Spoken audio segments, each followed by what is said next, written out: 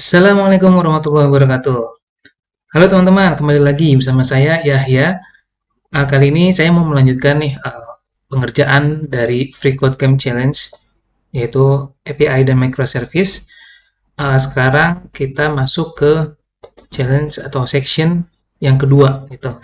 Jadi di video sebelumnya saya sudah menyelesaikan section pertama dari API dan microservice itu.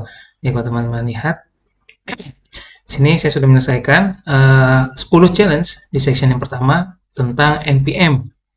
Jadi NPM ini adalah sebuah package manager yang digunakan untuk managing package dan library project node kita nantinya. Seperti itu. Teman-teman bisa review di video sebelumnya. Kali ini kita akan lanjutkan pembahasan ke section yang kedua, yaitu tentang basic node dan express. Gitu. Jadi di challenge atau course FreeCodeCamp tentang API dan microservice kita akan membuat project menggunakan Node.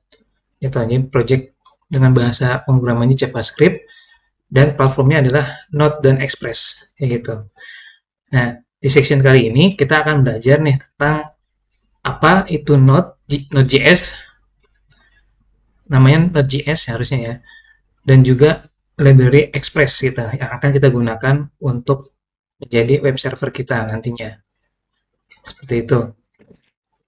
Oke, langsung aja kita coba masuk ke challenge yang pertama dari section yang kedua ini.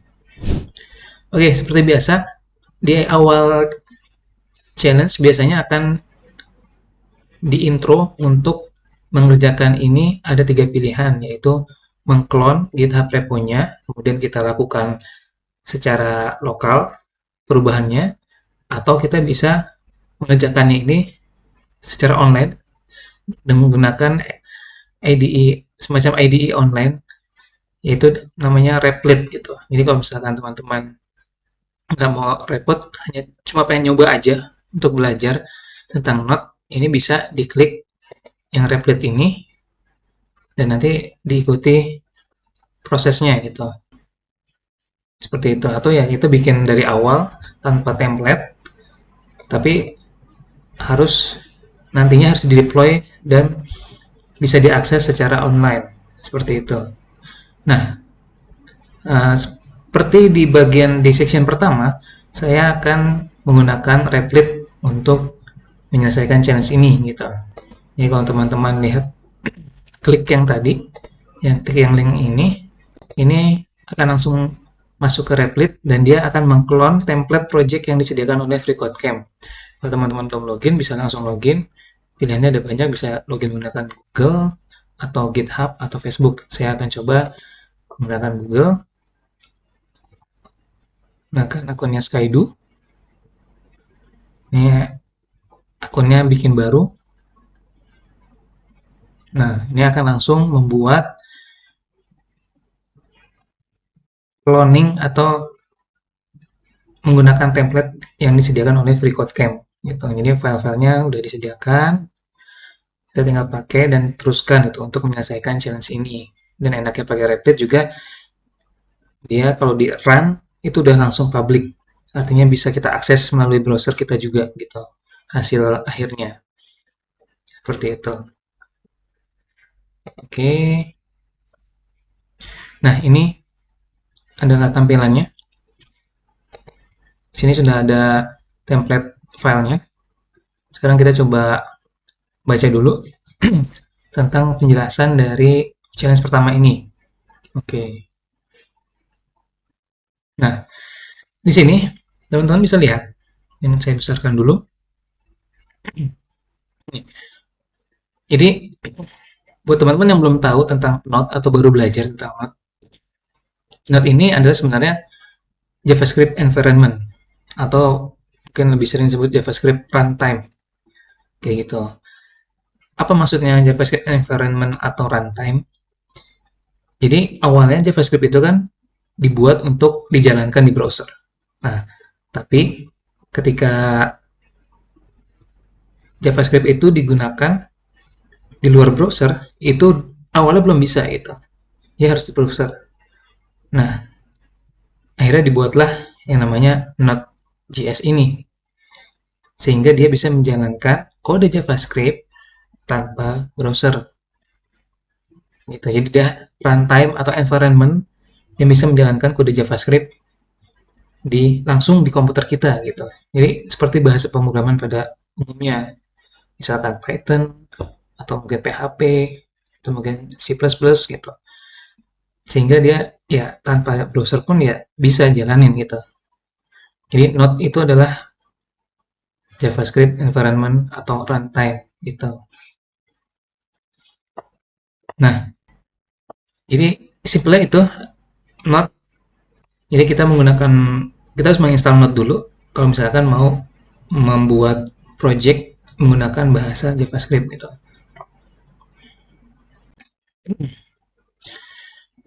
Nah, sama seperti di browser, jadi di Node ini juga dia bisa membuat logging ke konsol. Jadi menggunakan console.log gitu. Nah, di sini tugas pertamanya adalah kita memodify file myapp.js untuk menuliskan hello world ke konsol kita. Oke, itu simple ya. Nah, kita kembali ke Replit-nya. Nah, di sini kalau teman-teman lihat di sini ada konsol, ada shell, ada markdown. Nanti kita lihat ketika kita running. Sekarang kita masuk ke myapp.js. Mungkin saya akan besarkan dulu. Nah, di sini ini kita cukup untuk menuliskan console.log hello world seperti itu. Cukup gini aja, terus kita langsung bisa run atau control enter. Nah, di sini dia akan langsung menjalankan npm install gitu. Jadi ketika kita run, di Replit akan menjalankan npm install dan akan menginstal project kita dan kemudian menjalankan kode JavaScript kita seperti itu.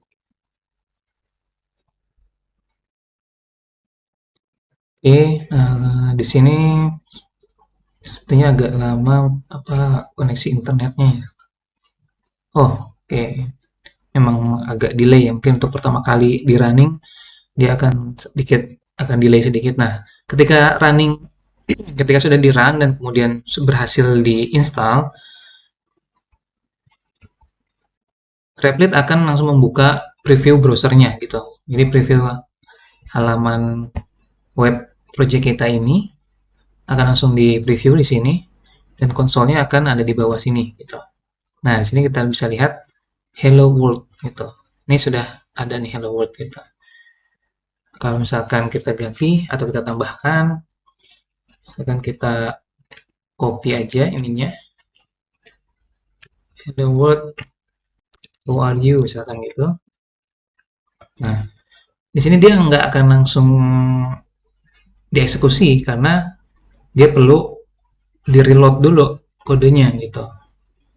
Jadi kalau misalkan ada perubahan, kita coba stop dulu, kemudian kita enter, kita run lagi, sehingga perubahannya bisa dibaca gitu. Nah, ketika sudah dibaca, nah di sini akan muncul hello world, how are you. Nah, di sini ketika run kedua kalinya ini lebih cepat gitu karena sudah diinstal dulu di pertama tadi dan di sini kita hanya menambahkan satu baris kode aja gitu. Jadi nggak perlu banyak yang berubah gitu.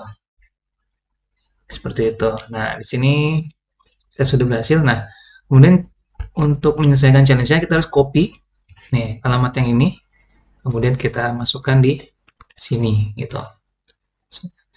Kita langsung klik complete this challenge.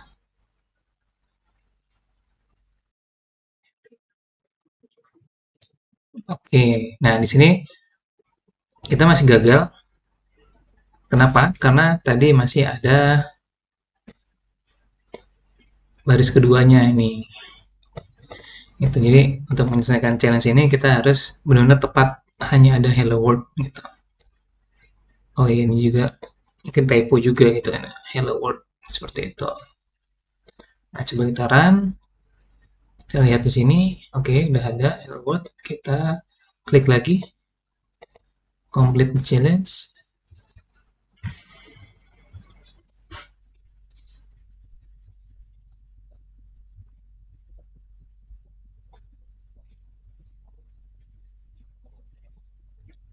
Oh, masih belum bisa ternyata. Um, di sini tulisannya test timeout. Nah, kemungkinan ini karena belum bisa diakses ininya,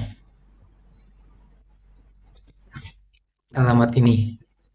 Ya, misalkan kita coba akses langsung.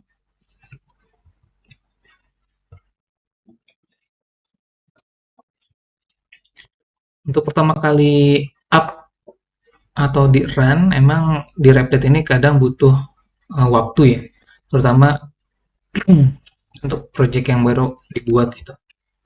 Nah, ini sekarang kita udah bisa akses ya. Kalau misalkan sini sama, nah coba kita complete lagi this challenge. Nah, dia baru bisa.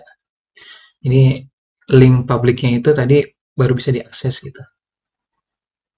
Ya, kalau misalkan teman-teman baru coba di Replit, kemudian di copy linknya dan nggak berhasil, kemungkinan masih ada delay untuk alamat publiknya itu tadi, public URL-nya itu untuk bisa diakses gitu. Oke, itu challenge pertama untuk section kedua dari course FreeCodeCamp untuk API dan microservice. Kita akan lanjutkan ke challenge yang berikutnya. Baik, ini challenge kedua untuk section kedua dari course API dan microservice.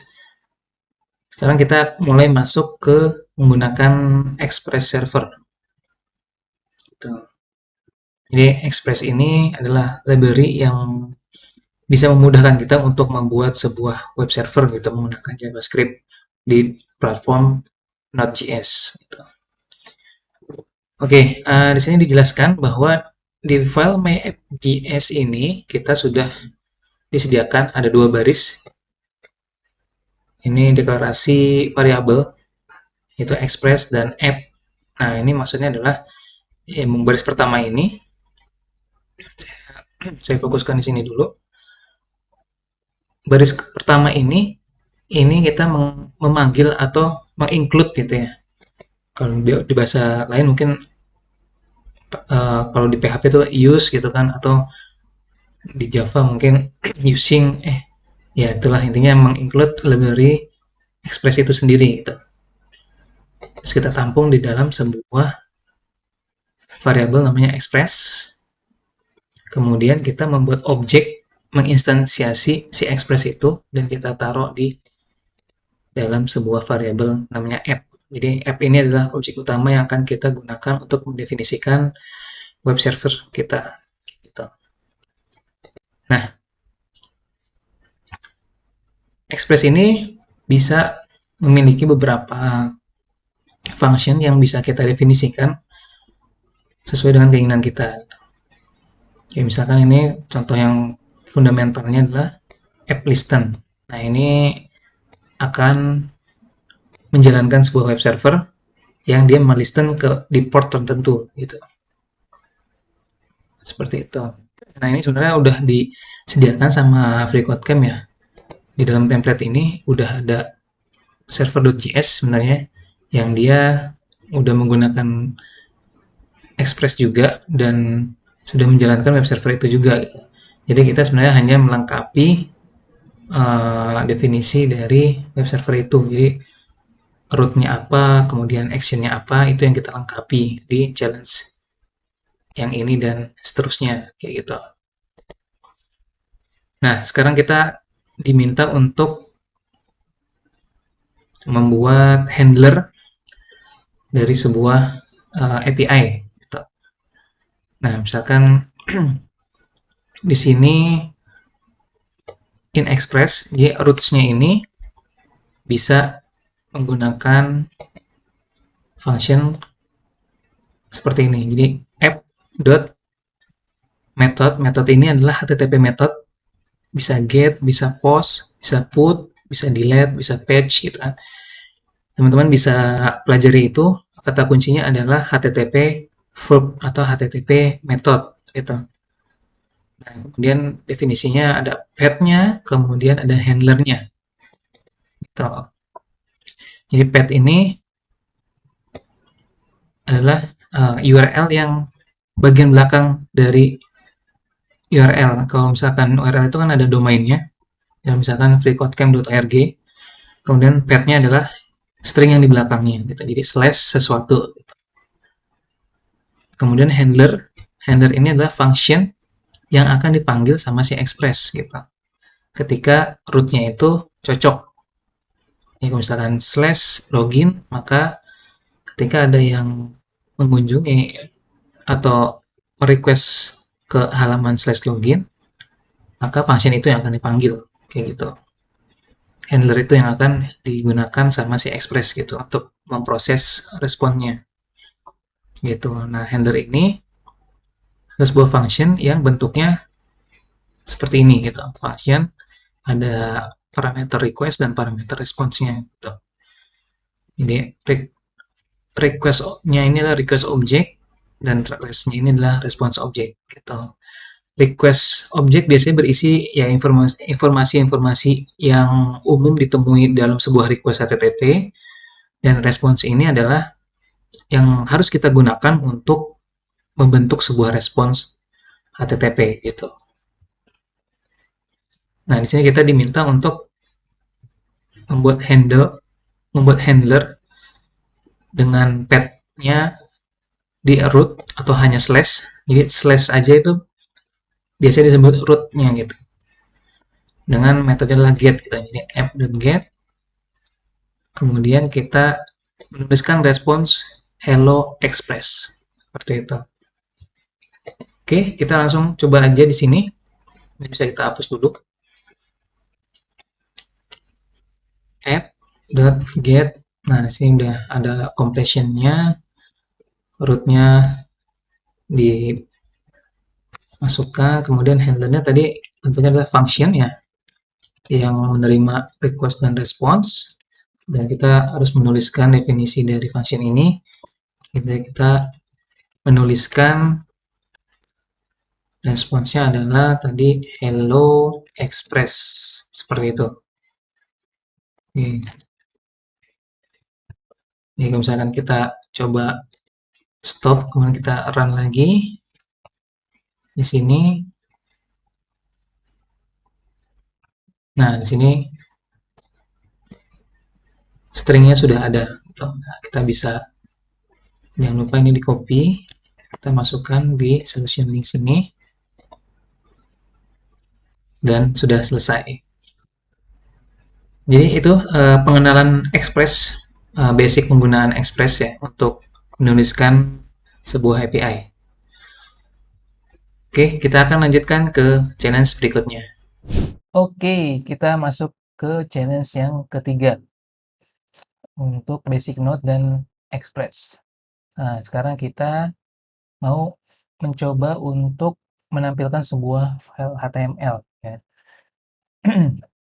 Oke. Nah, di express ini kita bisa menggunakan function atau metode send file untuk memberikan respons berupa sebuah file gitu. Yang biasanya ya file HTML gitu kan kalau di web. Nah, seperti biasa ini bisa kita taruh di handler, sebuah handler. Misalkan di sini get di root path-nya gitu kan. Kemudian, nah untuk mendapatkan path dari file yang mau kita tampilkan itu di sini kita bisa menggunakan ini ada sebuah global variable namanya. Jadi global variable ini disediakan oleh Node.js untuk kita pakai, bisa kita pakai secara langsung gitu ya. Kayak gitu. Nah, di sini send file di sini dia membutuhkan sebuah path. Nah, path-nya ini baiknya dia adalah absolute path gitu. Maksud dengan absolute path itu adalah lokasi filenya di OS-nya gitu atau di servernya. Yang kalau bisa biasanya pakai Linux itu kan biasanya depannya ada slash home misalkan, terus nama usernya, kemudian baru nama filenya atau nama foldernya, subfoldernya seterusnya gitu sampai nama filenya. Ada juga relative path. Nah, relative path ini biasanya yang sejajar sama file JavaScript kita gitu. Misalkan kalau di sini berarti yang relatif adalah, nah ini, jadi folder yang ada di sini ini relatif gitu. Jadi kalau misalkan kita mau menampilkan file HTML yang index.html ini, maka relative path-nya adalah views/index.html. Nah, itu relative path. Nah, agar kita bisa menggunakan absolute path, kita bisa mengconcat atau gabungin nih global variable dir name namanya ke relative path-nya kayak gitu. Nah, jadi challenge yang ketiga ini kita diminta untuk menampilkan si index.html ini gitu di URL root-nya gitu. Seperti itu. Nah, di sini ada notes-nya nih. Ketika kita mengubah atau membuat atau menuliskan kode sesuatu di dalam template yang ini, jadi si Express itu akan membacanya dari atas ke bawah. Artinya kalau misalkan di sini kita sudah punya get slash. Nah, kalau misalkan kita buat lagi di bawahnya, misalkan gini, misalkan tadi send file gitu kan, kita masukkan dir name tambah slash view slash index.html ya kan. Ini nggak akan kebaca yang kedua ini gitu. Karena si Express akan membaca dari atas ke bawah. Jadi ketika kita merequest root URL-nya, misalkan di sini yang ini yang panjang ini www.go, ketika di request dia ya nampilinnya yang ini aja gitu. Dia nggak akan masuk ke sini. Gitu. Ya misalkan kita udah tambahin nih, ya kan? Sekitaran set. Nah, kan dia udah nampilin ini aja gitu. Jadi kalau misalkan kita hapus, kemudian kita run ulang, maka di sini akan tampil. Nah, ini dia isi dari si view HTML atau index HTML itu seperti itu. Nah, set. Nah, kayak gitu. Nah, ini sudah berhasil. Jadi caranya tadi kita harus memasukkan absolute path-nya di sini.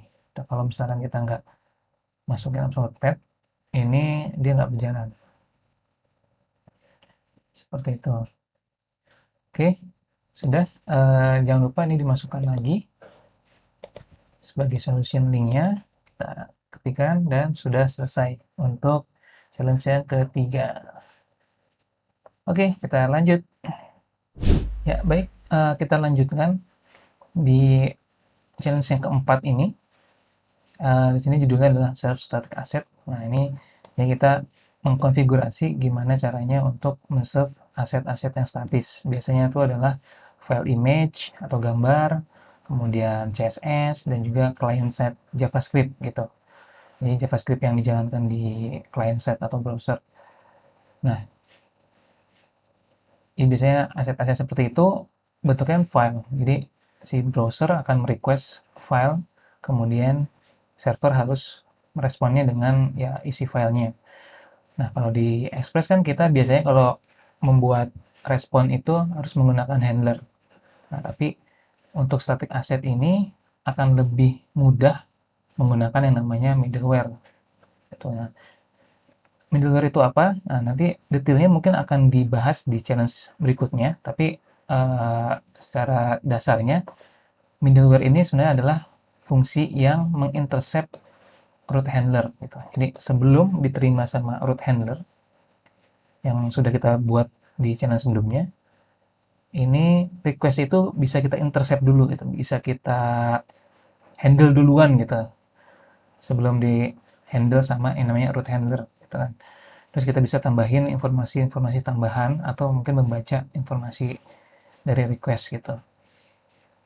Nah, karena aset yang statis ini biasanya ya sesuai dengan nama filenya gitu. Jadi akan repot kalau misalkan kita bikin handlernya untuk tiap jenis file gitu. Misalkan untuk CSS kita bikin handlernya, JavaScript kita bikin handlernya, itu akan merepotkan gitu kan.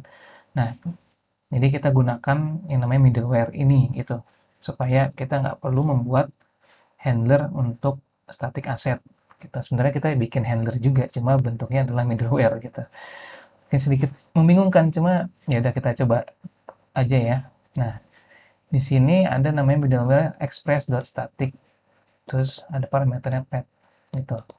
Nah, cara menggunakannya adalah kita mendefinisikan middleware menggunakan app.use, kemudian URL-nya, relatif URL-nya, kemudian middleware function-nya. Nah, middleware function-nya ini untuk static middleware itu sudah disediakan sama si Express gitu. Ya, ini pakai yang Express static ini gitu. Nah, di sini ada keterangannya. Jadi path yang di sini ini opsional. Jadi kalau misalkan kita nggak spesifikan untuk root atau URL tertentu, ya berarti middleware ini akan berlaku untuk semua request kita. Nah, tugas kita adalah membuat atau mendefinisikan middleware static middleware ini untuk URL/public, kemudian diarahkan untuk mengambil aset itu atau mengambil filenya dari sebuah folder yang kita definisikan di sini gitu. Kalau di sini namanya dirname public. Jadi kalau misalkan teman-teman menggunakan template projectnya, nah di sini ada folder public, isinya ada file CSS gitu. Yang ini sebenarnya di-refer oleh si index.html gitu. Nih, jadi di index.html ini dia memanggil style.css. Cuma karena aplikasi kita ini belum menghandle untuk root/public, jadi dia tampilannya masih kosongan gini lah gitu, masih belum ada CSS-nya. Nah, sekarang kita menggunakan middleware untuk menuliskan atau untuk men-serve aset-aset statis tersebut gitu. Jadi sini menggunakan app.use, middleware ini digunakan ketika ada request ke root atau URL/public, kemudian kita menggunakan yang middleware bawaannya. Middleware bawaannya Express itu kita menggunakan seperti ini, express.static, kemudian kita kirim namanya static asset itu adanya di folder yang mana gitu, atau directory yang mana. Misalkan sini dirname, kemudian /public. Nah, jadi cukup begini, nanti si Express akan mengarahkan setiap ada request yang root yang depannya itu rootnya itu /public, maka dia akan langsung mencari filenya di dalam folder public yang ada di sini gitu. Kalau misalnya kita coba run, kita tungguin, nah kan langsung berubah, CSS-nya langsung kelot gitu, langsung jadi bagus seperti itu. Oke, jangan lupa ini kita masukkan sebagai solution linknya, dan sudah selesai. Itu untuk challenge keempat. Kita lanjutkan, masih ada berapa lagi ya, 8 lagi kalau nggak salah. Oke, ya ini challenge berikutnya yang kelima. Serve JSON on a specific route. Nah, ini kita mulai masuk tentang JSON nih. Buat teman-teman yang belum tahu tentang JSON atau JavaScript Object Notation, silahkan googling dulu. Keywordnya JSON gitu. Ini adalah struktur data yang biasanya ada di JavaScript gitu. Ya namanya aja JavaScript Object Notation gitu sebenarnya. Nah, kalau misalkan server biasa itu biasanya mengembalikan atau membuat respon berupa file HTML. Nah, untuk membuat sebuah API itu biasanya datanya ya lebih sedikit gitu. Hanya benar-benar data yang dibutuhkan aja gitu. Dan yang paling populer bentuknya adalah JSON gitu. Selain JSON sebenarnya ada lagi misalkan XML. Ya, salah satu yang lebih populer XML. itu bentuknya beda lagi tuh lebih mirip ke HTML gitu. Cuma biasanya yang paling populer adalah JSON gitu. Nah, eh, JSON ini digunakan sebagai bentuk data atau struktur data sebuah REST API biasanya. Gitu. Nah, REST ini adalah kalau di sini tulisannya Representational State Transfer API gitu. Ini adalah mekanisme sebenarnya ini adalah mekanisme pertukaran data gitu antara klien sama server gitu. Jadi si klien sebenarnya dia nggak perlu tahu uh, detail dari servernya itu apa, dia ada di mana, IP-nya berapa, itu nggak perlu tahu. Jadi klien hanya cukup tahu URL-nya, jadi lokasi resource atau data yang diinginkannya di mana, kemudian action apa yang mau dilakukan, apakah itu diambil, ambil tuh ya di get gitu, ataukah mau di create, itu biasanya pakai post gitu, atau mungkin diubah, itu bisa pakai put atau patch, atau bahkan menghapus sebuah data, itu biasanya pakai delete gitu. Jadi REST API itu mendefinisikan dua itu. Jadi lokasi sebuah resource itu di mana, kemudian aksi apa yang mau kita perform, yang mau kita lakukan gitu. Nah, di course ini yang namanya kan API dan microservice. Nah, kita sekarang mulai belajar untuk membuat API yang beneran gitu. Yang tadi masih latihan. Sebenarnya ini latihan juga sih ya, sama aja. Cuma ini lebih serius kali ya, lebih panjang tulisannya nih. Oke, nah di sini tugas kita adalah membuat API sederhana yang merespon sebuah root slash JSON. Jadi rootnya slash JSON, kemudian ya handlernya dibikin di get method.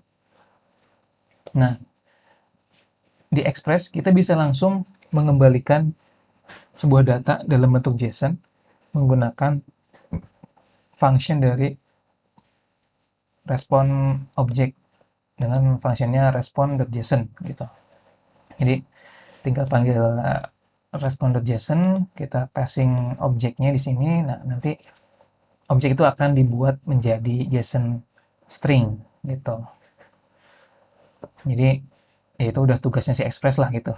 Kita cukup tahu bahwa function JSON ini akan mengubah objek JavaScript yang kita kirim sebagai parameter, dan itu si Express akan mengubahnya menjadi JSON string yang bisa dibaca oleh klien kayak gitu. Nah, di sini tugas kita hanya membuat sebuah objek seperti ini tinggal di kopas aja. Kemudian kita taruh di rootnya di slash JSON. Udah gitu aja. Nah, oke, kita kembali ke sini. Ini kita biarkan aja yang atasnya, kita tambah di bawahnya. Kita buat app-get. Di sini tadi alamatnya adalah slash JSON. Terus kita bikin handlernya request, respon, kemudian kita kirim sebagai JSON. Tadi dari kita kopas message-nya ini hello JSON gitu. Oke, sekarang kita run. Nah, kalau di sini ini masih halaman depannya. Kalau kita masuk ke ini. Ini nggak bisa di itu ya. Oke, misalkan kita copy aja langsung di sini slash JSON. Nah, ini akan mengembalikan JSON string gitu. Kalau dilihat di sininya, nah, seperti ini. Gitu. Oke, sudah bisa kita masukkan. Ya, itu dia untuk API pertama kita. Kita coba lanjutkan ke challenge berikutnya. Hampir setengah nih. Oke, nah ini yang ke-6 di section kedua ya. menggunakan env file. Nah, kita berkenalan dengan namanya .env file. Apakah ini? Jadi biasanya tiap project itu kita butuh yang tempat untuk menyimpan konfigurasi dari di project kita gitu, aplikasi kita. Yang kadang itu sifatnya rahasia gitu, secret gitu kan, kredensial API misalkan, atau key API kita, session key misalkan, dan lain-lain gitu. Nah, biasanya itu kita taruhnya di file terpisah dari source code kita gitu, agar tidak apa ya, agar lebih aman sih gitu, dan mudah diubah-ubah gitu. Jadi ketika ada perubahan dari key misalkan, kita nggak utak-atik lagi source code kita, tapi hanya cukup env file ini yang kita utak-atik gitu. Nah, kalau di Node.js, env ini bisa diakses menggunakan objek process.env gitu. Nah, ini dia akan mengambil environment variable dari sistem atau dari operating systemnya gitu. Ini kalau misalnya servernya adalah Linux, biasanya kan ada tuh env-nya. Kalau misalkan mau tinggal klik env, nanti akan muncul tuh list variable sistemnya yang bisa diakses oleh si node gitu. Jadi proses env ini objek globalnya si node gitu. Nah, terus konvensinya variable name itu adalah uppercase, di huruf kapital semua, dan menggunakan underscore gitu sebagai pengganti spasi kayak gitu. Kayak gitu sih. Nah, kita menggunakan, kalau kita menggunakan Replit, oh ya nih. Nah, tugasnya adalah kita membuat environment variable menggunakan file.env. Jadi file.env ini bisa kita taruh di root project kita. Jadi kalau misalkan di sini ya berarti di sini yang sejajar dengan my app atau server.js ini.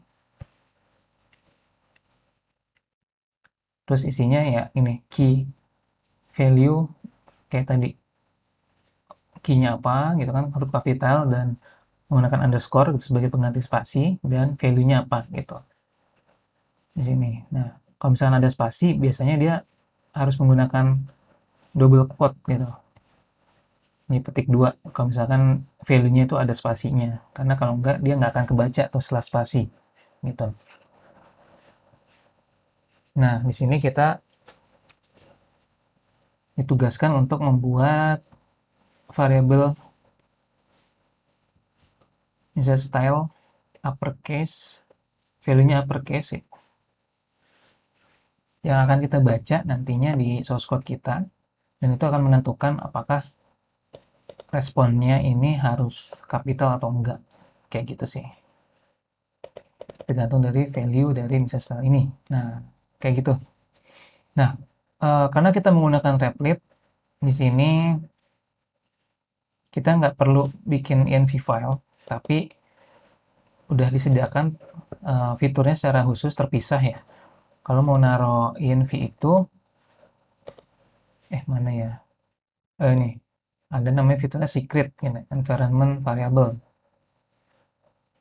Gitu. Nah, di sini tinggal kita masukin key value-nya gitu. Misalnya ini uppercase, add new secret. Oke. Nah, caranya, nah di sini kita bisa ngambilnya kayak gini. Ya, atau ya tadi ininya sebagai properties kayak gitu.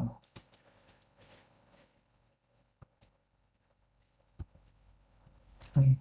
Misalnya tadi const style. Nah,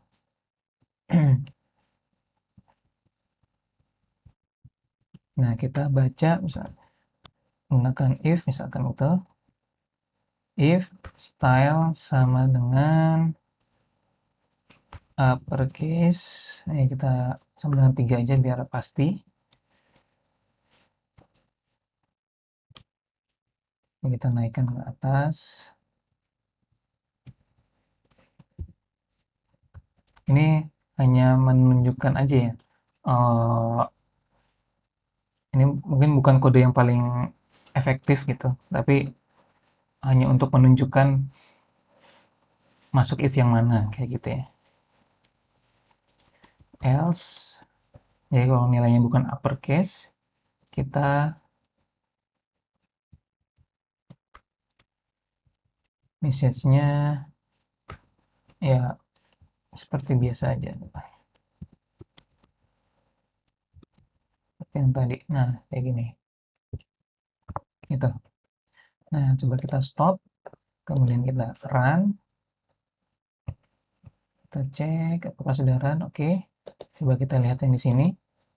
Kalau kita refresh, nah dia akan masuk ke Hello JSON yang kapital karena kita sudah memasukkan environment variable message style di Replit ini gitu. Kayak gitu. Oke, ini sudah berhasil. Nah, sekarang kita masukkan bukan ini ya tadi. Alamatnya adalah yang ini. Oke, sudah selesai. Yes, sudah 50%. Masih setengah jalan. Bisa take a break dulu, di pause dulu, ambil minum, mungkin buka HP juga, iseng-iseng 5 menit, nanti balik lagi, kita lanjutkan ke challenge berikutnya. Oke, ini challenge ketujuh ya, dari course di Free Code Camp tentang API dan microservice. Sekarang kita belajar tentang mengimplement root level request logger middleware. Oke, nah eh ini kita akan bahas tentang middleware ya. Jadi sebelumnya kan di challenge sebelum ini kita dikenalkan dengan yang namanya middleware di Express gitu. Dan ada middleware bawaan dari Express yaitu Express static gitu, yang dia bisa memapping antara URL root suatu root dengan aset statis gitu kan. Nah, di sini dibahas lebih dalam lagi tentang middleware gitu. Jadi sebenarnya middleware ini sebuah function yang function ini akan tersedia ada 3 argumen atau 3 parameter di functionnya gitu. Jadi kalau tadi kan handlernya itu yang sudah kita buat, di sini contohnya ya kita karena sudah ada ya dari Express, kita tinggal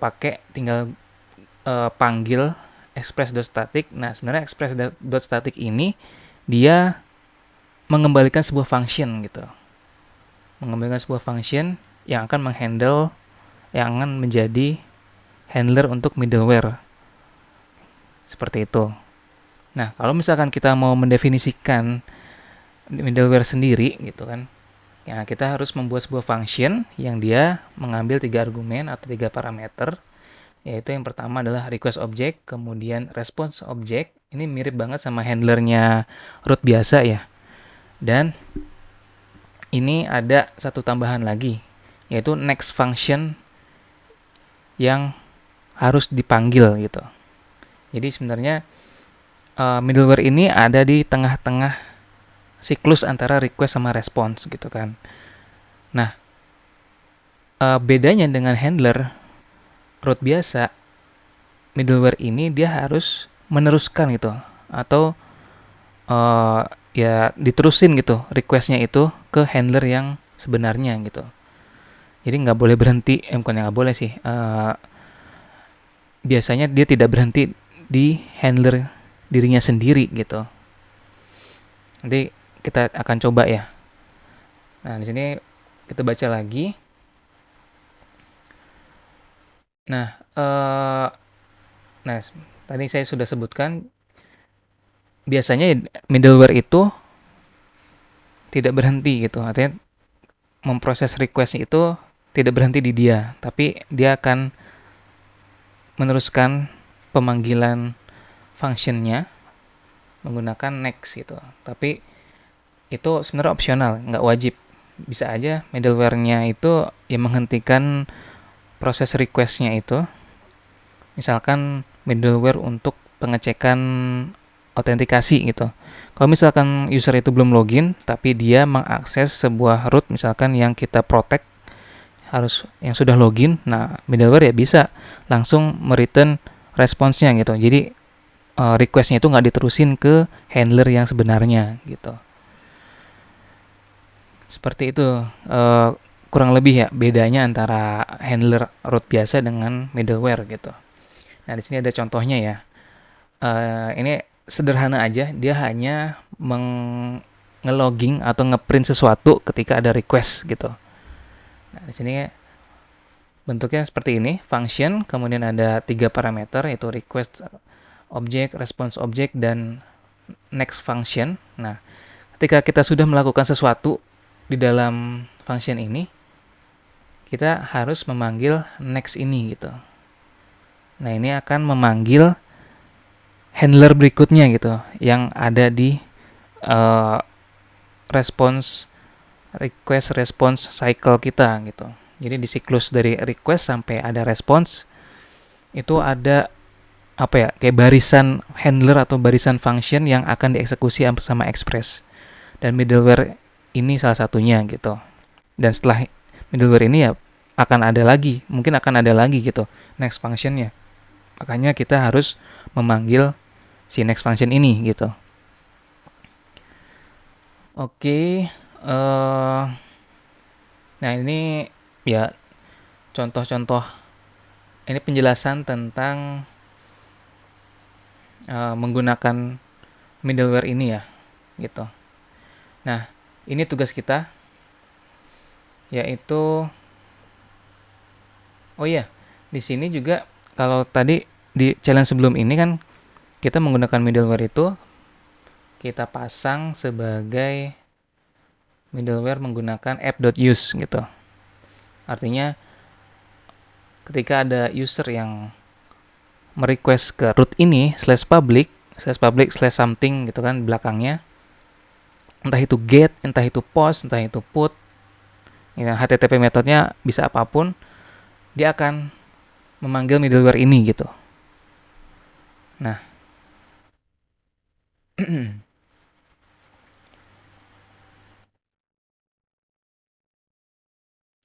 nah mirip dengan root response atau root handler, sorry, middleware ini juga bisa menggunakan apa ya function atau ya diregister menggunakan function yang sesuai dengan HTTP method yang kita inginkan gitu.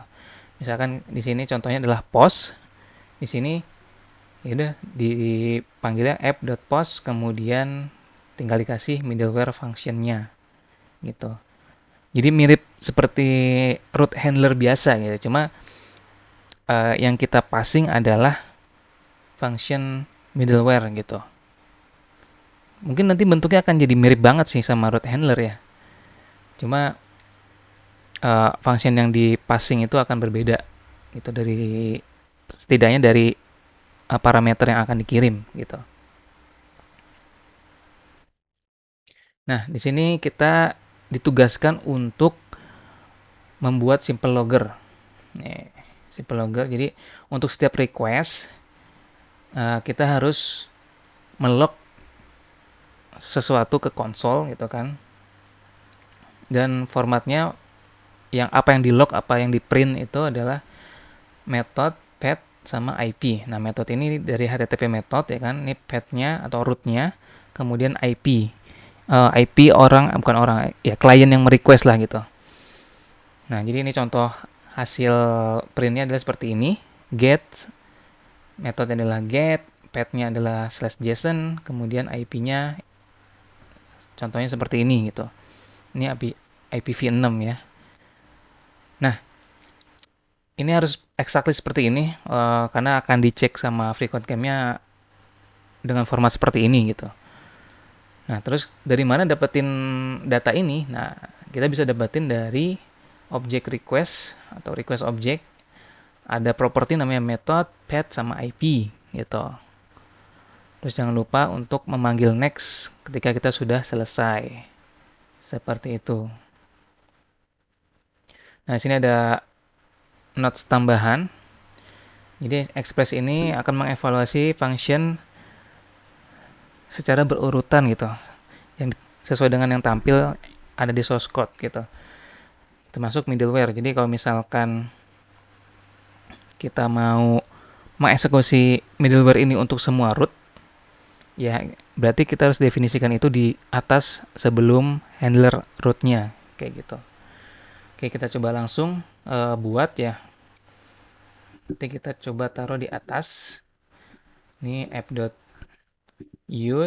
kita langsung kirim function karena kalau kita nggak mendefinisikan path-nya artinya itu untuk berlaku untuk semua root gitu.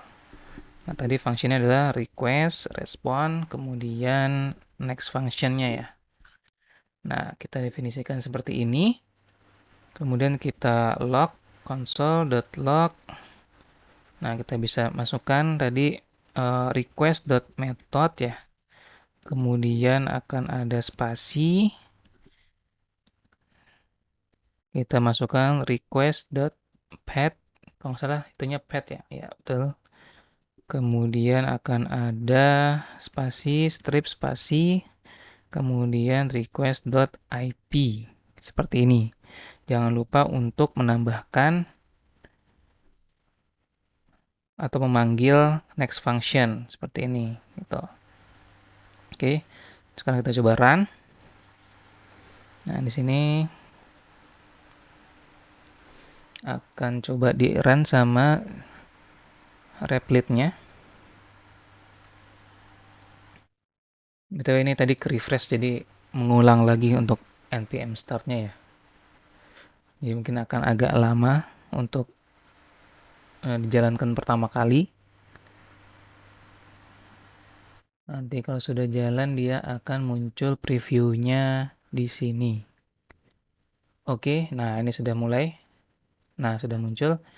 Coba kita copy, kemudian kita akses /JSON misalkan gitu. Nah, kita bisa lihat di sini. Nah, ada get. Nah, ini console log-nya muncul.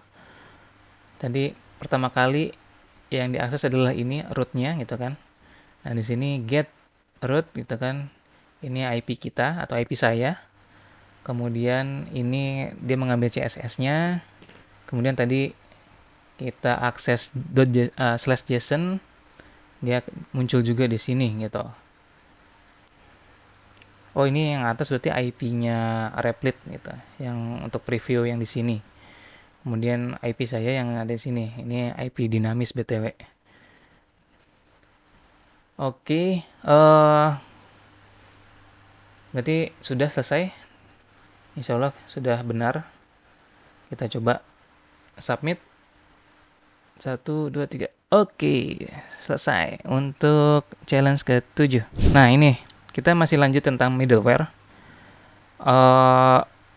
Jadi middleware ini bisa banyak ya. Jadi untuk satu root bisa aja ada beberapa middleware gitu untuk yang akan dipanggil gitu sama si Express. Nah, ini contohnya kita akan coba menchain atau menggabungkan ya beberapa middleware.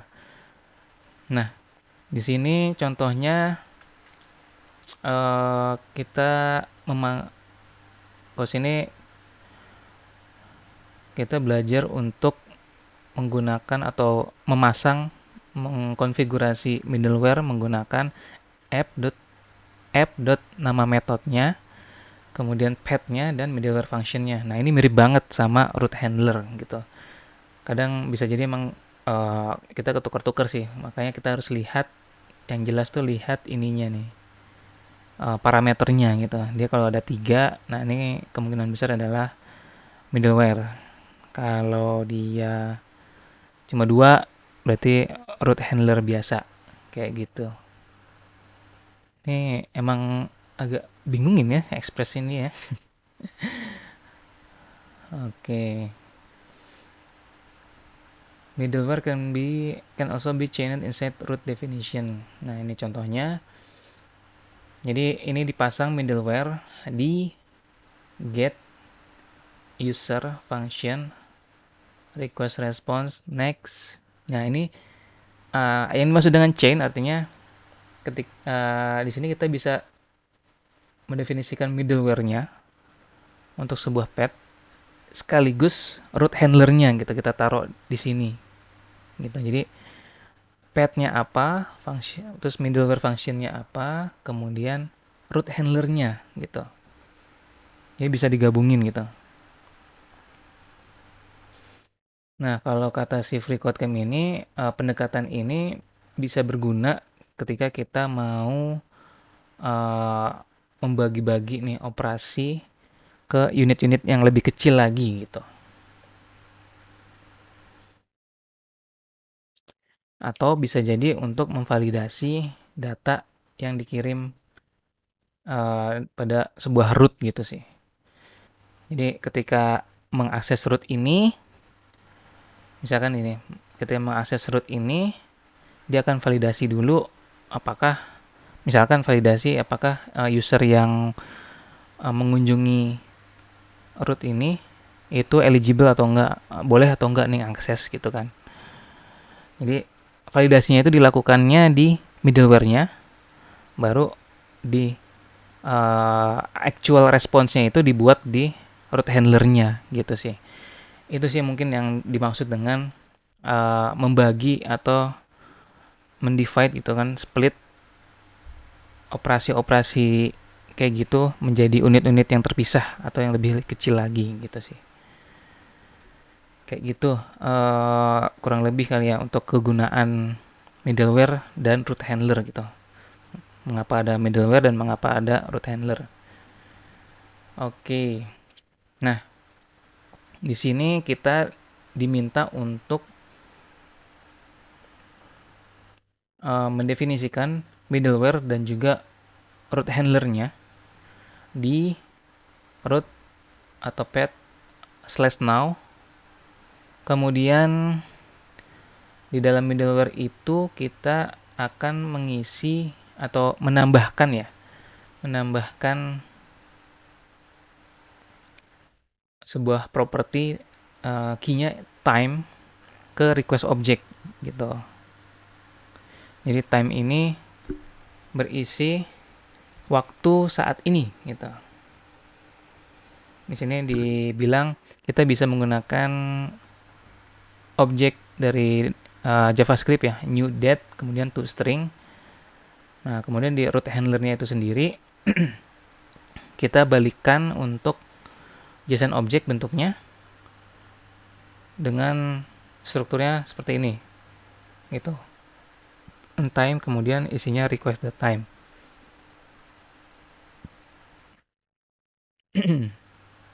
Nah, di sini ada catatannya. Tesnya ini kemungkinan kita nggak akan lolos kalau misalkan kita nggak menchain middleware-nya gitu. Jadi kalau misalnya bentuknya nggak kayak gini, kemungkinan nggak akan lolos. Itu aja kalau misalnya dipisah, function middleware-nya dulu, kemudian root handler-nya itu kemungkinan tidak akan berhasil gitu. Tidak akan dianggap berhasil. Nah, sekarang kita coba tambahkan di bawah karena ini sudah beda root. Nah, app.get kita taruh di slash now gitu kan, kemudian di function middleware-nya dulu yang ada request, response, kemudian satu lagi apa ya tadi ya, next function. Oke. Nah, di sini kita tambahkan, jadi tinggal kita buat request.time sama dengan new date .toString gitu. Kemudian jangan lupa untuk dipanggil next function-nya. Nah, kemudian di bawahnya kita chain untuk root handlernya. Functionnya hanya menerima request dan response saja. Nah, apa yang harus kita kembalikan? Jangan lupa untuk menuliskan respon ini sebagai bentuknya JSON ya kan.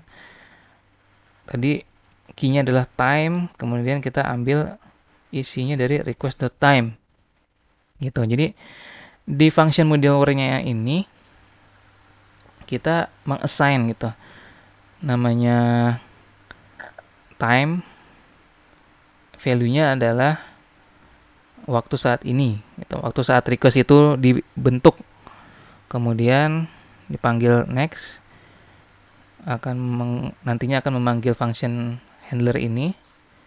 Nah, kita sudah punya nih request.time gitu. Jadi kalau misalkan middleware ini nggak ada, ini request.time nggak ada gitu, undefined. Tapi karena di sini ada, sudah di assign di middleware, ini kita bisa langsung gunakan gitu. Oke, coba kita stop dulu, kemudian kita run lagi. Kita coba lihat, masih menunggu. Kita lihat di sini npm startnya masih menunggu. Ini kayaknya tergantung koneksi ya. Ini saya berubah tempat, jadi berubah koneksi dan jadinya kok agak lambat ya. Nah, ini udah. Oh iya benar, sudah. Nah, kita coba akses langsung di browser ya. /now. Tada. Wah, ini terlalu besar ya. Coba saya kecilkan lagi. Nah, ini coba. Nah, ini segini. Nah, ini dia. Jadi kita sudah punya objek JSON objek key-nya time, kemudian isinya adalah nih hasil dari si new date to string ini gitu. Coba kita validasi untuk di solutionnya. Ya, tada, sip. Itu dia challenge yang ke berapa ya? 7 ya. Baik, kita lanjutkan lagi ke challenge berikutnya. Masih sudah 2/3 ya. Sepertiga lagi. Bear with me. Get root parameter input from the client. Nah, ini. Nah, kita baru mulai nih. Cara mengambil atau membaca input dari user atau dari klien. Oh, dari tadi kan kita nulis data atau nulis responsnya ya langsung aja gitu. Hardcode gitu. Nah, sekarang coba kita baca input dari user. Nah, biasanya input ini either dari form gitu kan, atau memang di-define di linknya gitu. Jadi contohnya kayak gini. Nah, di sini ada params. Jadi di request object itu ada property namanya params. Dia bentuknya objek gitu, JavaScript object. Yang key-nya adalah ya name dari parameter atau ya URL parameter, kemudian value-nya gitu. Jadi key value. Jadi biasanya kalau form itu kan di inputnya itu ada name gitu, name-nya apa, misalnya name ID gitu kan, terus value-nya mungkin angka, mungkin huruf atau dan sebagainya dan macam-macam lah gitu kan. Nah, jadi bentuknya key value gitu. Makanya objek params ini bentuknya key value sesuai dengan name atau key yang dikirim dari klien gitu. Seperti itu kurang lebih ya. Nah, di sini juga nih di Express ini kita bisa mendefinisikan parameter itu dari root-nya. Nah, contohnya kayak gini. Ini root path-nya ini /user/user ID. User ID-nya ini bentuknya parameter gitu. Artinya ini bisa diisi apapun. String apapun yang valid gitu sebagai URL. Nanti Express akan melakukan yang namanya pattern matching gitu. Jadi kalau misalkan ada request yang ke arah sini, ke root ini, yang polanya mirip kayak gini, maka ya akan dipanggil handlernya gitu. Dan di requestnya itu akan dipopulasi dia apa ya, diisi gitu dengan parameter yang sesuai gitu. Misalkan di sini ada user ID sama book ID. Nah, misalkan actual requestnya adalah kayak gini, slash user slash 546 slash book slash 6754. Artinya yang akan jadi parameter adalah user ID isinya 546, kemudian book ID isinya 6754 gitu. Nah, kalau root parameter ini akan bentuknya string semua gitu. Jadi walaupun di sininya angka, tapi semua akan dianggap string karena diparsingnya dari URL gitu kan, dari rootnya. Nah, tugas kita untuk challenge ini adalah build an echo server. Nah, artinya kita ya menuliskan respon sesuai dengan yang dikirim echo gitu. Jadi mantul gitu istilahnya. Mantap betul. Jadi contohnya kayak gini. Uh, jadi rootnya adalah slash. Nah, ini langsung jadi parameter word kemudian echo gitu. Jadi kalau dikirim misalkan requestnya ke slash json slash echo, maka yang harus dibalikin responsnya adalah json yang kayak gini gitu. Key-nya echo kemudian kata-katanya gitu. Seperti itu. Nah, kita coba langsung aja kita buat di bawahnya lagi. App dot apa ya tadi ya? Get deh, get kalau salah masih bisa. Nah, kita langsung coba word kemudian echo gitu. Nah, langsung kita tulis functionnya request sama respon. Nah, ini cukup root handler ya. Jadi nggak perlu middleware. Nah, di sini kita menuliskan responsnya ini JSON, yaitu si siapa ya? Key-nya echo. Kemudian kata-katanya adalah dari request params word. Nah, ini tadi parameternya ada di objek params dari request, kemudian key-nya adalah ya key yang ada di sini gitu. Nah, ini kita bisa langsung coba saja. Kita restart servernya. Coba kita tungguin npm start. Coba mana ya? Itu kan agak lama ya. 1 2 3 1 2 3 1 2 3. Dar. Krik krik krik. Oh, itu dia. 1 2 3. Siap. Node server JS. Let's go. Oke, oke sudah start. Nah, sini coba kita langsung aja. Oh, coba nih kan.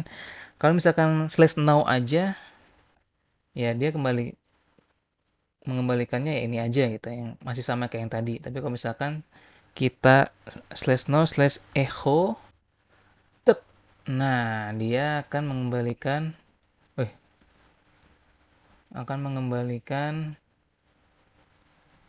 JSON string yang sudah kita tulis tadi echo ininya now gitu. Jadi di tengahnya ini bisa apapun, misalkan tadi free code camp. Oke, ini kembalian responnya adalah echo free code camp. Jadi sudah si express servernya sudah uh, menghandlenya menggunakan yang ini gitu, karena pattern matchingnya sangat cocok dengan yang ini gitu, karena belakangnya ada echo-nya. Oke, kurang lebih seperti itu. Ini harusnya sudah selesai. Kita bisa complete this challenge. Tada! Seperempat lagi. Ya, ini untuk challenge keberapa ya sekarang ya? Oh, 25% lagi berarti ya ke 9 lah. 9, 10, 11. Dikit lagi, 3 lagi.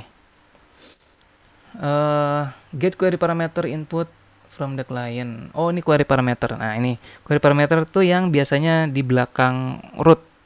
Jadi yang biasanya ada tanda tanya, kemudian ada string. Nah, itu string di belakang tanda tanya itu namanya query parameter gitu. Uh, Bentuknya sama key value. Nanti akan muncul di request.query. Jadi kalau misalnya params tadi itu untuk root root parameter. Root parameter itu yang tadi menggunakan titik 2 ini. Kalau query adanya di request.query gitu. Nah, misalkan contohnya kayak gini ya. Root path-nya slash library. Kemudian di belakangnya nih ada tanda tanya.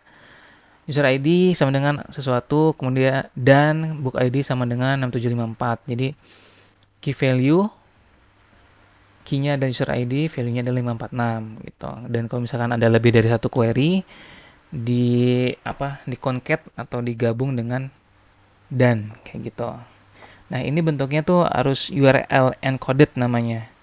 Jadi kalau misalkan value-nya ada dan-nya, dan di sini kan harusnya sebagai penanda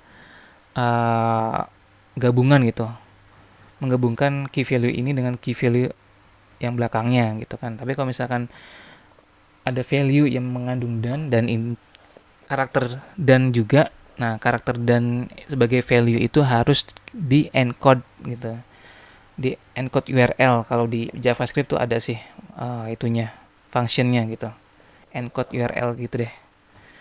Nanti kita coba, mungkin ada di sini.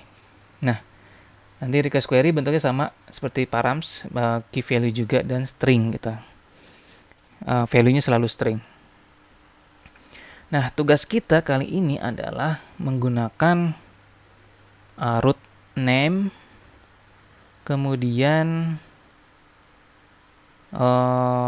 ini mengembalikan objek atau JSON isinya first name dan last name. Nah, first name dan last name ini dapatnya dari mana? Dari query parameter first dan last gitu. Jadi itu yang akan kita buat. Nah, tapi di sini ada notes, ada tambahan, yaitu di challenge setelah ini kita akan membuat post request. Nah, kalau sekarang kan masih get nih, gitu. Nah, nanti challenge setelah ini nih akan menggunakan post request dengan namanya sama nih, /name. Jadi rootnya sama tapi HTTP metodenya beda gitu. Yang ini post. Nah, kalau di Express kita bisa menchain function untuk handlernya sesuai dengan rootnya. Jadi rootnya cukup didefinisikan sekali gitu. Jadi app rootnya apa, kemudian get handlernya apa, kemudian post handlernya apa gitu. Jadi cukup sekali manggil root lah gitu. Kayak gitu sih. Ini untuk ini apa istilahnya tuh synthetic sugar-nya lah gitu. Untuk mendefinisikan handler supaya nggak terlalu redundant mendefinisikan rootnya. Kayak gitu sih. Oke, kita langsung coba aja. Di sini sekarang kita bikin kita bikinnya gini dulu ya. app.get/name, kemudian functionnya adalah tadi ada request, respon, kemudian definisinya kita menuliskan rest.json, key-nya adalah name, kemudian kita ambil parameternya dari query, request.query first, kemudian kita concat dengan spasi dan last name-nya dari request.query.last gitu kan. Oke, ini sudah. Kita bisa langsung coba kita stop, kemudian di run lagi. Ini kayaknya agak lama lagi. Aduh. Oke, ya kita sabar saja. Mungkin kita bisa hikmahnya kita bisa sambil sudah ternyata. Giliran dikira lama malah jadi cepet. Oke, nah ini coba kita sekarang pakai name ya. Kalau misalkan name kosong gini, nah dia jadinya undefined karena nggak ada query parameternya gitu. Nah, sekarang kita tambahin slash, bukan slash apa, tanda tanya. Firstnya adalah misalkan skydo. Nah, misalkan first doang, jadinya skydo undefined. Nah, kalau kita tambahin biar nggak undefined jadi last, dan last sama dengan academy. Set. Nah, ada benar. Name Skydo Academy. Oke, sudah selesai. Kita langsung submit saja biar tidak lama-lama. Kita sudah capek. Oke, sudah selesai. Nah, ini sekarang masuk ke eh, ngambil data dari pos gitu. Nah, jadi gini, di HTTP request itu ketika get dia biasanya nggak ada bodinya. Artinya adalah kayak gini. Sebenarnya HTTP itu ya mungkin teman-teman nanti bisa belajar eh, di tempat lain atau mungkin ya nanti saya akan bikin yang bahas tentang membahas secara detail tentang HTTP kali ya. Intinya adalah ketika mengirimkan request get biasa gitu, itu dia biasa nggak ada bodinya gitu, hanya ada header. Nah, ketika post itu biasanya bisa ada bodinya. Jadi bisa ada isi di bodinya gitu. Contohnya kayak gini. Jadi ini adalah request HTTP post ke root ini atau path ini. Ini versi HTTP-nya. Ini header-headernya. Nah, bodinya ada name dan age. Ini mirip ya kan seperti query parameter gitu. Tapi letaknya adanya di body si request HTTP gitu. Biasanya post itu digunakan untuk meng-create sesuatu yang baru gitu. Jadi di API atau REST API itu misalnya HTTP post digunakan untuk membuat objek baru gitu. Membuat data baru di database. Nah, datanya diambil dari bodinya kayak gitu. Nah, bodinya ini sumbernya dari mana? Nah, kalau di client atau di browser itu biasanya inputnya dari form. Biasanya kan form itu ada metode gitu kan. Kalau misalkan metodenya post, nah dia akan bentuknya seperti ini nanti hasilnya.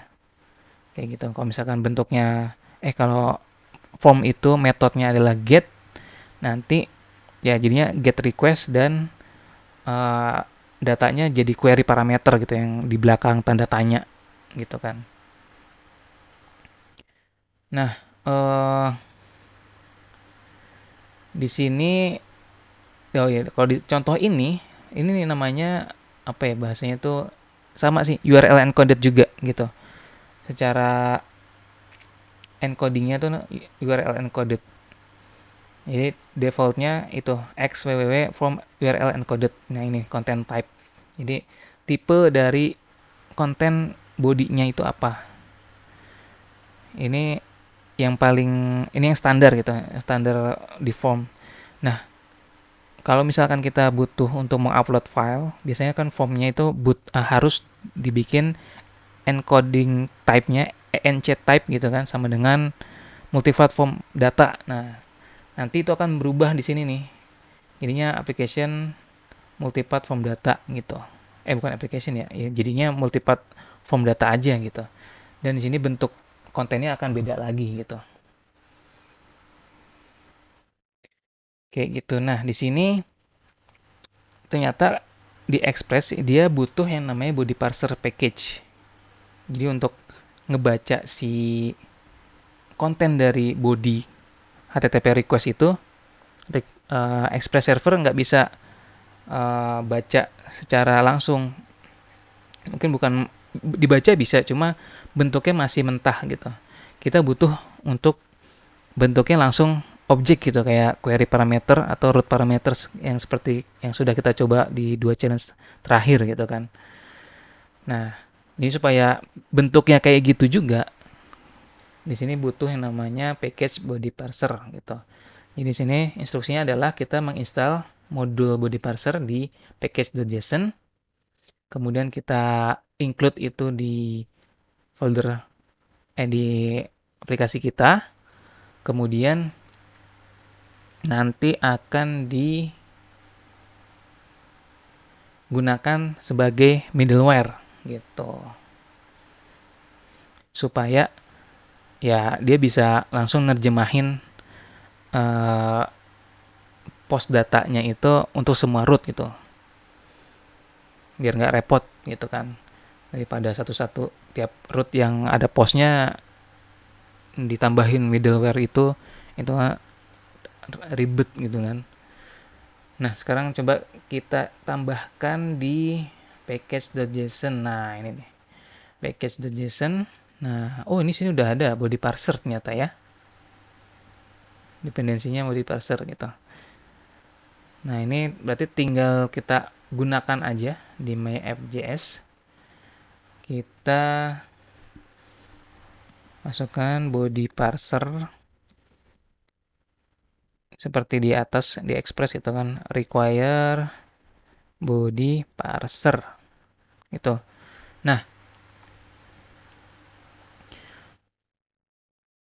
middleware-nya atau function middleware-nya kita bisa dapetin dari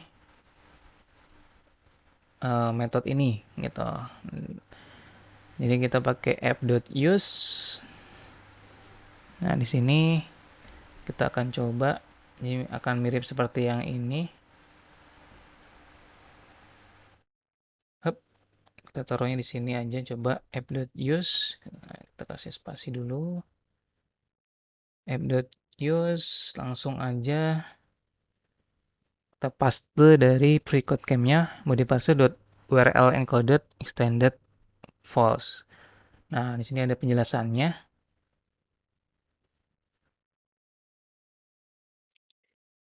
Extended false ini adalah konfigurasi yang akan membuat si parser untuk menggunakan classic encoding gitu. Classic encoding ini maksudnya apa? Jadi body dari HTTP post itu nantinya akan diparsing sebagai string atau array gitu.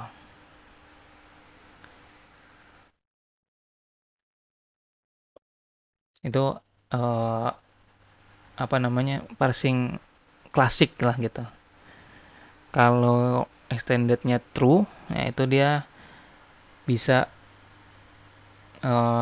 parsingnya itu bisa macem-macem, bisa lebih advance lagi, lebih fleksibel gitu kan. Tapi itu kita nggak butuhkan sekarang gitu. Nah, coba kita jalankan. Ini ya ini hanya menambahkan middleware-nya aja gitu. Coba kalau misalkan kita stop, kemudian kita run, apakah jalan? Apakah body parsernya ada? npm install body parser. Oh, ternyata ada error. Nah, ini ada kesalahan untuk si memanggil body parsernya. Ini harusnya body parser biasa aja ya, gitu. eh ada kesalahan gitu. Jadi harusnya body parser. Nah, kita run. Ini harusnya sudah ada gitu. Oke, ini akan dimulai lagi, start lagi untuk penggunaan body parser ya. Di sini kita hanya mendefinisikan middleware-nya aja ya, nggak uh, tidak menggunakan atau tidak membuat handler contohnya. Gitu, itu akan dilakukan di challenge terakhir gitu. Nah, ini sudah selesai. Kita coba langsung submit aja untuk di sininya. Salah. Tadi kodenya adalah ini. URL-nya kita paste. I have complete. Oke, ya, ini dia satu challenge sebelum yang terakhir. Nah, ini di sini baru kita gunakan uh, body parsernya untuk menerima atau membaca si request bodinya gitu. Nah, ini si middleware yang tadi kita definisikan akan membuat sebuah property di request object dengan key-nya body gitu ya. Body atau body sih. Ya oke, intinya inilah gitu, BODY ya gitu. Di body ini kita bisa udah langsung nerima key value lagi. Mirip sama request param dan request query gitu. Jadinya kita bisa pakai untuk ya kita manipulasi lah datanya gitu kan dari post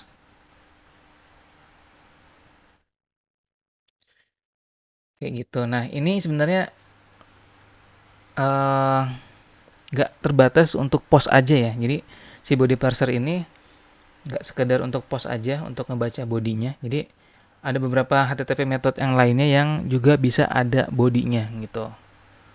Nah, di sini dicontohkan. Nah, di REST API itu di awal sudah saya sempat mention juga gitu. Ada beberapa HTTP method yang bisa digunakan gitu kan. Dan itu biasanya ada ininya gitu, ada standarnya gitu. Walaupun mungkin nggak strict, tapi biasanya adalah HTTP method post itu untuk create new resource. Jadi untuk membuat objek baru, membuat row baru di database gitu. Nah, kalau get itu untuk mengambil aja, ngambil datanya, entah itu single, maksudnya satu objek aja, detail satu objek atau berupa list gitu, atau kumpulan atau collection dari sebuah objek tanpa mengubah apapun gitu. Kemudian ada put atau patch gitu. Ini biasanya untuk mengupdate objeknya. Kalau put itu biasanya untuk mengupdate semua datanya. Jadi misalkan kita punya data di database, ini put ini kayak create tapi udah ada gitu, udah ada existing datanya sebenarnya. Kayak misalkan data user nih, dia udah ada nih ID usernya 1 misalkan. Nah, si put ini akan dikirim ke URL dengan ID 1, user 1 gitu. Dan di bodinya ada mencantumkan semua data atau semua kolom data usernya yang baru gitu. Kalau patch, dia biasanya cukup hanya beberapa kolom yang diupdate aja gitu. Jadi kayak patching gitu. Patching itu apa coba? Jadi bedanya itu sih. Cuma ya rata-rata semua pakainya put atau biasanya sih put sih. Patch itu jarang banget sih. Tapi kalau mau diimplement ya bagus juga gitu. Nah, kalau delete ini ya langsung dihapus gitu sebuah datanya. Kayak gitu sih. Tapi itu biasanya ya itu konvensi umum sih ya. Jadi nggak strict banget. Malah kalau di OWASP itu kayak stand up panjangannya apa gitu. Intinya standar terbuka untuk keamanan web merekomendasikannya hanya menggunakan metode get sama post aja gitu. Jadi secara historis tuh sebenarnya uh, selain get dan post itu sangat rawan untuk celah keamanan gitu. Tapi seiring berkembangnya teknologi web sekarang uh, harusnya sih udah nggak terlalu bahaya lagi gitu. Kalau misalkan kita mengimplement server menggunakan metode put atau patch atau delete gitu sih. Yang penting kita ngodingnya bener gitu. Secara coding aman gitu. Sebenarnya ada banyak lagi HTTP method, tapi yang paling umum digunakan di REST API adalah 4 atau 5 ini gitu. Ya itu. Oh iya, kita tugasnya apa ya ini? Oke, di terakhir ini kita ini sebenarnya mirip seperti sebelumnya, yaitu di name tapi menggunakan post gitu. Menggunakan metodenya adalah post. Yang membuat handler untuk HTTP post, kemudian baca first name sama last name-nya dari body gitu. Jadi, nah kalau di index HTML itu kan ada Nah, ini first name sama last name. Nah, ini kita baca dua ini sebenarnya gitu. Ketika di submit, dia akan mengirim ke slash name, kemudian kita baca bodinya, nama yang ada di dalamnya kayak gitu. Nah, jadi name mana ya? Tadi name ya? Name mana name? Oh, ini dia. Oke. Nah, tadi ada notes, kita bisa chain handlernya supaya lebih bagus ya, lebih clean. Jadi kayak gini, rootnya apa gitu kan. Kemudian ini kita panggil .get. Nah, kalau get ini akan menggunakan handler ini. Kemudian kita chain lagi menjadi post dan kita tulis function handlernya di sini gitu. Jadi kalau tampilannya kurang lebih kayak gini ya. Nah, ya kayak ginilah kurang lebih gitu. Nah, di sini kita balikan respon.json ini mirip banget sih, tinggal di copy aja kali ya. Nah, tapi ngambil datanya bukan dari query tapi dari si body gitu, karena sudah disediakan sama body parser gitu. Oke, langsung aja kita restart si servernya. Set. Nah, coba kita lihat. Oh, sudah jalan. Oh, mana nih? Oh, salah. Oke, masih loading dikit lagi. Oke, sip. Nah, ini dia. Nah, misalkan kita langsung aja coba di sini ya. Misalkan Skydu Academy. Submit. Satu, dua, tiga. Iya, ini dia hasilnya. Gitu. Jadi, dia langsung ke submit. Kemudian kita baca dari bodinya gitu. Yang name gate-nya kita masih bisa gitu. Ini coba saya ubah jadi misalkan Skydu aja. Set. Nah, ini Skydu aja masih bisa gitu. Yang kalau ini kan dengan get, kalau yang ini dengan post gitu. Ketika submit, masuknya ke handler yang post. Oke, sudah selesai nih harusnya nih. Udah salah copy. Nah, kita coba masukkan lagi linknya. Kita submit. Oke, alhamdulillah selesai juga untuk section 2 ini. Capek juga ya.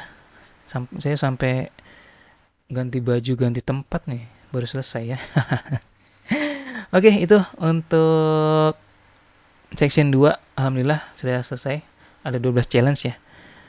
Nicely done. You just complete basic note and express. Oke, ini iklan lagi ya. Tidak apa-apa. Karena ini gratis ya, tampilan kayak gini ya kita maklumi lah gitu. Oke, nanti di video selanjutnya kita akan masuk ke section ketiga. Ini tentang MongoDB dan Mongoose. Wah, ini udah masuk database nih, database MongoDB. Oke, terima kasih teman-teman yang sudah nonton sampai akhir.